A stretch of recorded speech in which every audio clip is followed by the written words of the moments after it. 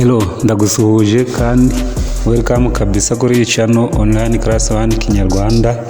Uyu munsi nshaka ko turebera hamwe ese ni gute wakora customization of user interface hano muri Archicad cyangwa se Workspace customization.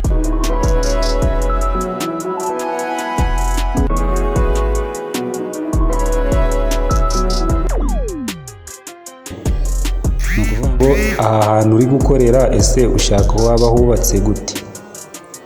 Okay, murabizi ko iyabari toolbox, izi tools ziba ziri hano ziba ziri muri toolbox, info box iba displayed. Iyo ugize tool imwe ukandaho hano info box ihitiza nyine, murabona ko information box ni ngiyi. Then hano ni navigator, aka kantu ko hasi bakita quick option bar. Ni ukuvuga ngo Workspace customization ni ukubaka ukavuga ngo nshaka gukorera muri environment imeze gute. Okay, mbere yuko dutangira, niba uri mushasha hano kuri channel, kora subscribe kandi kunzogera, then unasharinge kugira ngo abandi baze kubibona. Okay, niba warakoze subscribe, thank you very much. Tudatinze rero tugiye gutangira. Murabona ko iyi workspace ndimo yitwa map cyangwa se mechanical, electrical and plumbing. Tubwiwe ni uko hano murabona izi tools ntabwo arizo zisanzwe, iza duct, flexible duct, bend, transition n'ibindi. Ni murabona ko ari tools za plumbing, harimo n'iza wire, more fittings. Izi ni tools zo muri plumbing and electricity cyangwa se mechanical, ntabwo ari zo muri civil. Ure mpamvu zaje nuko na switchinze profile yitwa map. Okay, guswitchinga profile rero, kuja muri profile zigiye zitandukanye, uraza ugakanda hano handitse option work environment, then apply for a profile. Imaze gukanda hariya, izi ni profile zigiye zitandukanye uba wahitamo. Okay, iri imenyerewe rero dukunze gukoresha muri civil ni iyi. Dukanda hano kuri basic, murabona ko haje inkuta, column, beam, slab, roof, shell n'ibindi nyine dukoresha muri civil engineering. Okay, aho tubonye ukuntu umuntu yaswitchinga profile zigiye zitandukanye. Nukuza option work environment, then ukapplyinga for any profile waba ushaka. Okay, then wamaze kuapplyinga profile, tugiye gukora customization cyangwa se muri ya profile wamaze guswitchinga. Okay, urasabwa gukurikira ubundi tugakomezanya kugira video irangiye, kugira ngo tube turebye ukuntu twasetinga iyi work environment. Okay, kubera rero dukore workspace customization cyangwa se modification, turamanza tumenye bino bintu. Izi tutuntu muri kona hejuru hera hano kuri file, edit, view, design n'izindi kugira hano kuri help, izo ni menu bar cyangwa se menu. Izi zikaba toolbars, izi zikaba navigator nkuko nabivuze. Iyi ni quick option bar. Aka ko hejuru karimo ground floor action center bakita tab bar. Okay, tugiye gukora customization of workspace. Turaza dusubira handi kuri option, tuze work environment, then kongere tuze hano kuri work environment. Then iyi table irahita iba displayed. Table nimara kugaragara, uraza tuvuge wenda ushaka kuri movinga tools uko utazakoresha cyangwa menu bar ko utazakoresha, uraza ugakanda hano. Ubundi tuze wenda hano kuri menu, urabona menu zise ziba menu bar zose zise ziza hano, option za menu bar.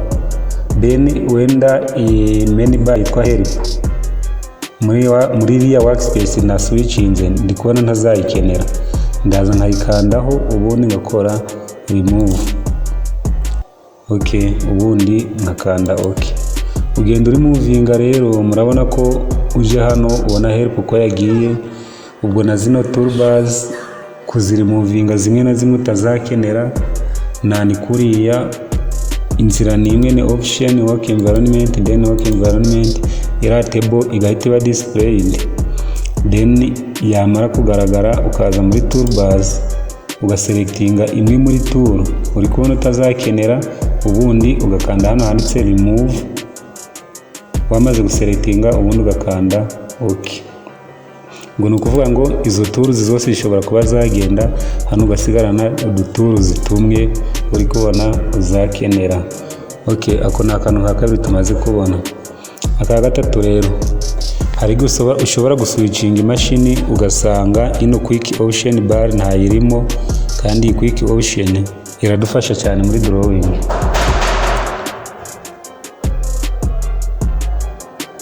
Icyambere dufasha, murabona itwereka scale turi gukoreramo, ikatwereka zoom ko twazoominze, ikatwereka ahantu ushobora kuba twakorera orbit cyangwa se hano kuba twafitinga muri center drawing yacu. Murabona rero current settings zose ziba ziri hano muri quick option bar. Igihe usanze quick option bar ntayihari, uraza hano muri window, then ukanda hano handitse ngo show quick option bar.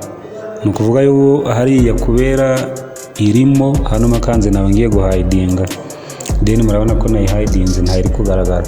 Hari igihe uzafungura machine ugasanga bimeze guca, ntabwo uzi scale uri gukoresha, kubigarura nta kundi nukuza hano kuri window ugaswitchinga hano handitse ngo show quick option bar. Okay, ikidufasha ni ukureba cyane cyane scale turi gukoresha. Tukanze hariya marana ko iyi tikinze ariyo turi gukoreramo, but igihe ushaka gukorera mu yindi uraza ukayihitamo hano. Igihe iyo scale dahari utari kuyibona, uraza hano handitse custom, then hahita haba selected by default, ubundi ukaza ugashyiramo scale uri kumva ushaka, ubundi ugakanda okay. Ubu kuriya niko basetinga scale hano muri Archicad. Murabona ko na drawing yanjye yahise igabanyuka, but ntabwo birari byo nshaka, ahubwo reka nzi nkorere muri scale wenda ya kimwe cy'ijana.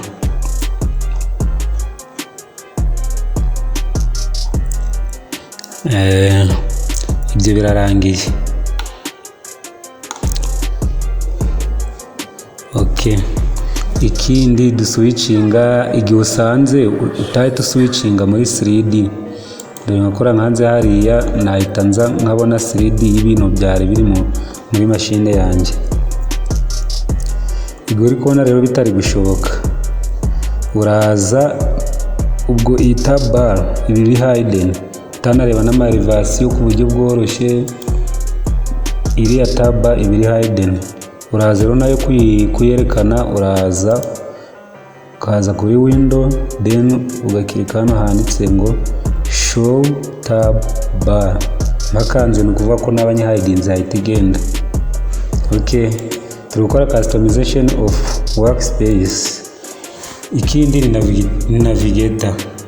Igihe navigator idahari, uraza muri option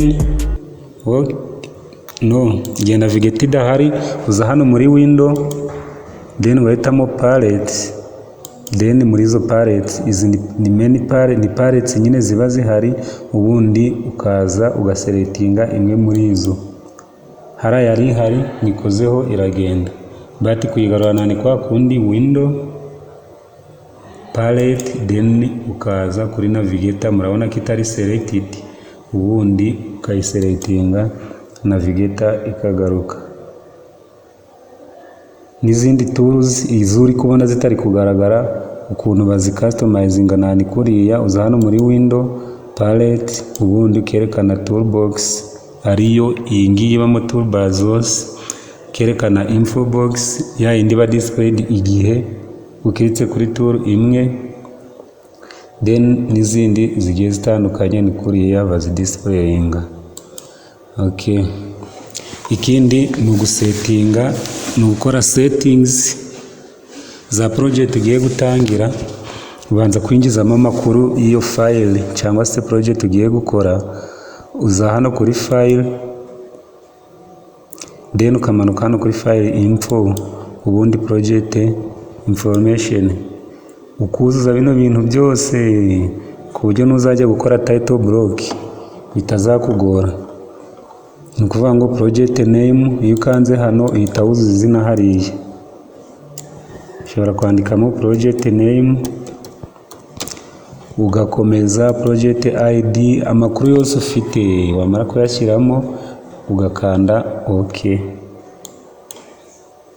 Bate hariya ushobora no kuba wari muvinga amakuru andi uri kubona udakeneye. Project info you can add cyangwa se ugakora remove. Okay, umuntu ushaka kureba amakuru menshi kuri iyo project ndakeka ko aza kuyarebera hariya muri project info. Okay, ikindi twakora hano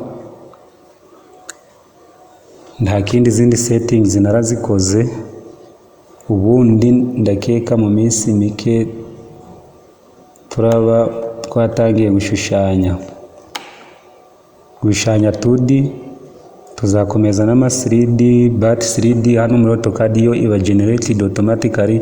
Amakuru menshi aba ari hano, nako muri Archicad amakuru menshi aba ari hano muri 2D, kubera ko roof, murabona hano roof nayishyizeho, walls zirahari, inzugi zose zikazishyiramo, ama object byose biba bihari. Ahubwo settings zimwe na zimwe nizo tuzagenda tureba, naho ubundi muri Archicad 3D iba generated cyangwa se perspective iba generated automatically. Okay, ndakeka ibintu biri kumvikana. Niba hari akantu uri kumva utumvishe neza wanyandikira, hari group ya WhatsApp iri muri description, comment section irafunguye, but gerageza kabisa niba uri kureba utarakoze subscribe uhakande, kandi no kunzogera ubundi bakora share kugira bibashe no kugera ku bandi. Ubutaha tuzingira muri settings zigiye zitandukanye kugira ngo dutangire gushushanya. Uyu munsi nashaka ko tureba Workspace customization. Okay, thank you very much.